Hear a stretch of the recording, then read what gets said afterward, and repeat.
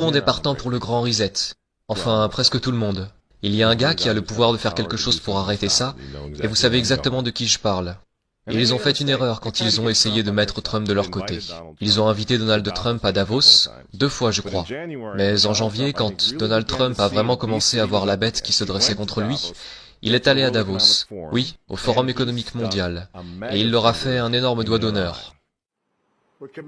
Nous nous sommes engagés à préserver la majesté de la création de Dieu et la beauté naturelle de notre monde. Mais pour embrasser les possibilités de demain, nous devons rejeter les éternels prophètes de malheur et leurs prédictions de l'Apocalypse. Ces alarmistes exigent toujours la même chose, le pouvoir absolu de dominer, transformer et contrôler chaque aspect de nos vies. Nous ne laisserons jamais les socialistes radicaux détruire notre économie et ruiner notre pays.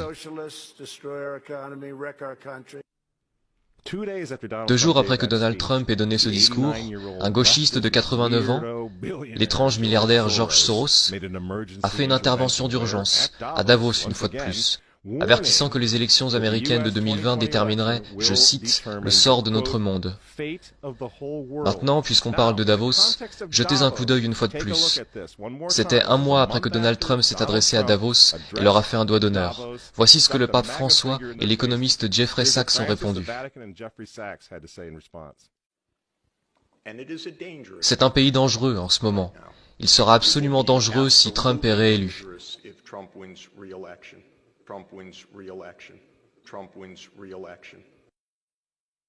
François a invité ce type au synode sur l'Amazonie en tant qu'invité d'honneur et conseiller.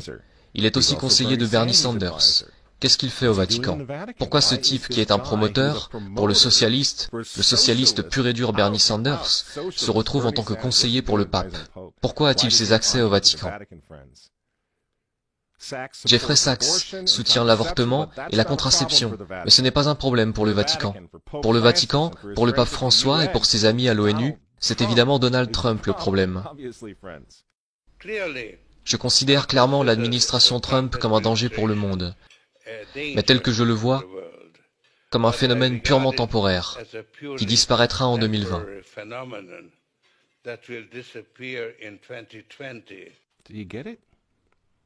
Vous comprenez? Vous voyez pourquoi il y a tant de haine envers Trump?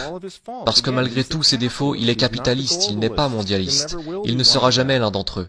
C'est pourquoi il a retiré les États-Unis de l'accord de Paris sur le climat. Donald Trump a retiré les États-Unis de l'Organisation mondiale de la santé, l'entreprise de Bill Gates. Et maintenant il menace de retirer les États-Unis de l'Organisation mondiale du commerce. Les gens disent, oui, Donald Trump s'est marié 2 fois, c'est vraiment un homme mauvais. Mais il est en train de tenir tête à des démons. Personne n'a dit qu'il était saint. Il frappe les vaches sacrées des Nations Unies dans le monde entier en ce moment même. L'Assemblée générale vote couramment à 185 voix contre les États-Unis sur presque tous les sujets désormais. Et vous vous souvenez, puisqu'on parle des Nations Unies, en novembre 2019, juste avant que le coronavirus arrive, Trump est allé aux Nations Unies, à l'Assemblée générale, et il a déclaré la guerre au mondialisme. Les dirigeants avisés mettent toujours le bien de leur propre peuple, de leur propre pays, en premier. L'avenir n'appartient pas aux mondialistes. L'avenir appartient aux patriotes.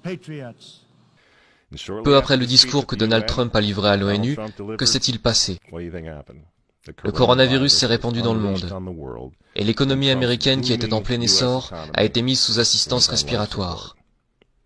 Pensez-vous que c'était un accident? Donc quand ils vous disent, et qu'ils nous disent à tous, de rester à la maison, de porter un masque, pour que grand-mère ne tombe pas malade, vous devez comprendre ce qui se passe vraiment. Ils ne se soucient pas de votre grand-mère. Ils ne s'occupent pas des personnes âgées. Ils ne se soucient pas des bébés. Ils veulent les avorter, afin de pouvoir sauver notre société. Ils avortent des millions de bébés dans le monde entier. Ils ne se soucient pas des bébés, ils ne se soucient pas des personnes âgées. En réalité, si vous voulez sauver votre grand-mère, dites aux mondialistes de rester loin d'elle. Vous vous souvenez comment certains d'entre eux, comme Cuomo ou d'autres du même genre, ont renvoyé des patients atteints du coronavirus dans les maisons de retraite? Voilà à quel point ils se soucient de votre grand-mère. Et le but du jeu est maintenant de mettre l'économie des États-Unis à genoux, la réduire à néant, pour que tout le monde réclame le grand reset. Rendre cette nouvelle normalité si anormale que même vous et moi, vous savez, Dans un avenir proche, nous supplierons pour avoir des vaccins, car on nous aura rendus fous à ce moment-là, à mendier pour tout ce qui nous gardera en sécurité, selon nos geôliers et gardiens, et nos gardiens de zoo, vous voyez. C'est ce qu'ils veulent, c'est pourquoi ils continuent à utiliser ce terme de nouvelle normalité. Vous voulez combattre ? Retournez au travail, retournez à l'école. Si vous êtes en bonne santé, retirez votre masque. Et pour l'amour de Dieu, retournez à l'église et priez pour que Trump l'emporte en novembre. C'est à ça que sert le grand reset. Le faux dossier russe, l'impeachment. Vous voyez ? Pendant 4 ans, ils ont essayé d'arrêter cet homme, car s'il renforce l'Amérique, s'il la rend à nouveau forte, s'il sauve l'économie une seconde fois, le grand reset n'aura pas lieu. Le nouvel ordre mondial va être rejeté, et qui sait quand ils auront une opportunité comme celle du coronavirus à nouveau. Et ils le savent. Alors je vous pose la question. Pourquoi détestent-ils cet homme? Ces gens, ces hommes, ils détestent Dieu, ils détestent les enfants, ils détestent la famille traditionnelle, ils vous détestent, et ils détestent Donald Trump, dont les opposants politiques d'ailleurs en ce moment sont en train de déboulonner des statues de saints, de frapper des policiers et de brûler des drapeaux. Vous dites que vous n'aimez pas Trump? Je suis désolé les amis, mais on s'en fiche, cela n'a plus vraiment d'importance.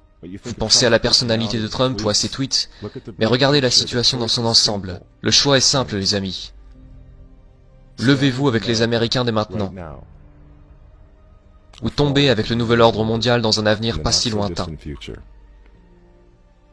Il n'y a pas d'autre choix.